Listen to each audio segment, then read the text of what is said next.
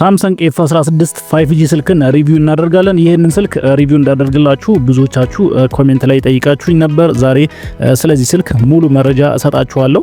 አጠቃላይ ስለ ስልኩ እንደዚሁም ትክክለኛ ዋጋውንም እነግራችኋለሁ። ቪዲዮን እስከመጨረሻው መከታተላችሁን አትርሱ። ቪዲዮን ላይክ፣ ሼር በማድረግ ጀምሩ። ለቻናሉ አዲስ ከሆናችሁ ቻናሉን ሰብስክራይብ በማድረግ ቤተሰብ ሁኑ። አሁን በቀጥታ ወደ ቪዲዮ አልፋለሁ። ሳምሰንግ F16 5G ስልክን ዲዛይኑን እንደዚሁም ከምን አይነት ማቴሪያል ቦዲው ከምን አይነት ማቴሪያል ተሰራ የሚለውን ከማየት እንጀምራለን። የዚህ ስልክ ቲክነሱን ስንመለከት 7.9 ሚሊ የሆነ ቲክነስ ይዞ ነው የመጣው። ዌይቱን ስንመለከት 191 ግራም ዌይት አለው። የዚህ ስልክ ፍሮንቱ ግላስ ፍሮንት ነው ያለው። እንደዚሁም ባክ ከቨሩና ፍሬሙ ደግሞ ከፕላስቲክ ማቴሪያል ነው የተሰራው። እንደዚሁም ሳይድ ማውንትድ ወይም ደግሞ ከጎን በኩል ፊንገርፕሪንት አለው ማለት ነው። እንደዚሁም ውሃ እና ሌሎች ነገሮች በቀላሉ እንዳይገቡበት IP54 የተባለውን የወተር ወይም የስፕላሽ ሬዚስታንት ማድረግ የሚችል ማቴሪያል ነው የተሰራው ማለት ነው። አጠቃላይ ዲዛይኑ ይሄንን ይመስላል። አሁን ደግሞ ዲስፕሌይ ሳይዙን እንደዚሁም ከምን አይነት ዲስፕሌይ ታይፕ ተሰራ የሚለውን ለማየት እንሞክራለን። የዚህ ስልክ ዲስፕሌይ ሳይዙን ስንመለከት 6.7 ኢንች ዲስፕሌይ ሳይዝ ነው ያለው። እንደዚሁም ዲስፕሌይ ታይፑን ስንመለከት ሱፐር አሞሌድ የተባለውን የዲስፕሌይ አይነት ነው የሚጠቀመው። ቆንጆ ከሚባሉ የዲስፕሌይ አይነቶች አንዱ ነው። የዚህን ስልክ ሪዞሉሽኑን ስንመለከት ሪዞሉሽኑ ፉል ኤችዲ ፕላስ ወይም ደግሞ 1080 በ2340 ሪዞሉሽን አለው። ሪፍሬሽ ሬቱን ስንመለከት አብዛኞቹ የሳምሰንግ ስልኮች ያላቸው 90 ሄርትዝ ሪፍሬሽ ሬት ነው ይዞ የመጣው። ፒክ ብራይትነሱን ስንመለከት 800 ኒትስ ብራይትነስ አለው ማለት ነው። ይሄም ታሪፍ የሚባል የብራይትነስ መጠን ነው። አሁን ደግሞ የፕሮሰሰሩን ታይፕ እንመልከት። ይህ ስልክ የሚጠቀመው የፕሮሰሰር አይነት ሚዲያቴክ ዳይሜንሲቲ 6300 የተባለውን የፕሮሰሰር አይነት ነው የሚጠቀመው። ይህም አሪፍ ከሚባሉ የሳምሰንግ ፕሮሰሰሮች አንዱ ነው። አሁን ደግሞ ስቶሬጁ እንደዚሁም በምን አይነት የራም አማራጭ ገበያ ላይ ስልኩን ልታገኙ ትችላላችሁ የሚለውን ጉዳይ ልንገራችሁ። ራሙን አስቀድመን እንመልከት። ይህ ስልክ ከ4 ጂቢ እስከ 8 ጂቢ የራም አማራጭ አለው። ያ ማለት በ4 በ6 በ8 አማራጭ ልታገኙት ትችላላችሁ ማለት ነው።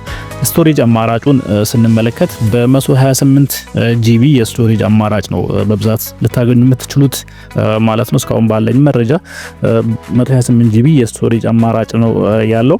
የዚህን ስልክ ካሜራውን ስንመለከት እንደ አብዛኞቹ የሳምሰንግ ካሜራዎች ባክ ካሜራውን ስንመለከት ትሪፕል ባክ ካሜራ ያለው ወይም ባለ 3 ካሜራ ነው። ሜን ካሜራ የሚባለው ወይም ዋናው ካሜራ 50 ሜጋ ፒክሰል ሴንሰር አለው። እንደዚሁም 5 ሜጋ ፒክሰል አልትራ ዋይድ፣ 2 ሜጋ ፒክሰል ማክሮ መቅረጽ የሚችሉ ካሜራዎች ተካተውለታል። ሰልፊ ካሜራውንም ስንመለከት እንደ አብዛኞቹ የሳምሰንግ ስልኮች 13 ሜጋ ፒክሰል ሰልፊ ካሜራ ተካተውለታል ማለት ነው። ሌላው የዚህን ስልክ ባትሪ ካፓሲቲውን ስንመለከት የዚህ ስልክ ባትሪ ካፓሲቲው እንደተለመደው የሳምሰንግ ስልኮች 5000 ኤምኤች ባትሪ ካፓሲቲ አለው።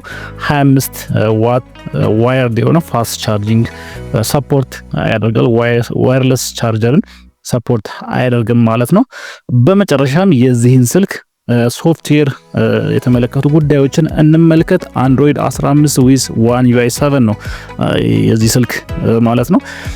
ለ6 ጊዜያት ሜጀር የሆኑ የአንድሮይድ አፕዴቶችን ያገኛል ወይም ኦፕሬቲንግ ሲስተም አፕዴቶችን ያገኛል። እንደዚሁም ለ6 ተከታታይ የሴኩሪቲ አፕዴቶችንም ማግኘት ይችላል ማለት ነው። እንደ አብዛኛዎቹ የኤሲዲኤስ ስልኮች ለ6 ዓመት ወይም ለ6 ጊዜ የሜጀር አንድሮይድ አፕዴት እንደዚሁም የሴኩሪቲ አፕዴቶችን ማግኘት ይችላል ማለት ነው። ሌላው ብዙዎቻችሁ የምትጠብቁት የዚህ ስልክ ትክክለኛ ዋጋው እስከ ስንት ነው የሚለውን ጉዳይ ይሆናል።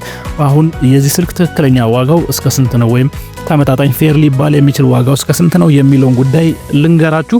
ይህ ስልክ አሁን ላይ አዲስ አበባ ላይ ባለው ማርኬት ማለት ነው እስከ 28000 ብር ድረስ ማግኘት ትችላላችሁ ማለት ነው። ስለዚህ ስለዚህ እስከ 28 ሺህ ብር ድረስ ይሄንን ስልክ ማግኘት ከቻላችሁ ፌር ሊባል የሚችል ዋጋ ነው ማለት ነው። ስለዚህ የተለያዩ ቦታዎችን ቼክ በማድረግ ዋጋውን ክሮስ ቼክ አድርጋችሁ እስከዚህ ዋጋ ድረስ መግዛት ትችላላችሁ ማለት ነው። ስለዚህ አጠቃላይ ይህንን ስልክ የተመለከቱ መረጃዎች ይሄንን ይመስላሉ። ምናልባት ያልተረዳችሁት ያልገባችሁ ነገር ካለ ኮሜንት ላይ ጠይቁኝ፣ ለሁላችሁም እመልሳለሁ። ስልኩ ከማንኛውም ስልክ ጋር የተያያዘ መረጃ ወይም ጥያቄ ካላችሁ መጠየቅ ትችላላችሁ። በማንኛውም ሰዓት እመልስላችኋለሁ። ለዛሬ ይዤላችሁ የመጣሁት ቪዲዮ ይህንን ይመስል ነበር። በቀጣይ በሌላ ጠቃሚና አስተማሪ መረጃ እመልሳለሁ። እስከዛው መልካም ጊዜ ይሁንላችሁ።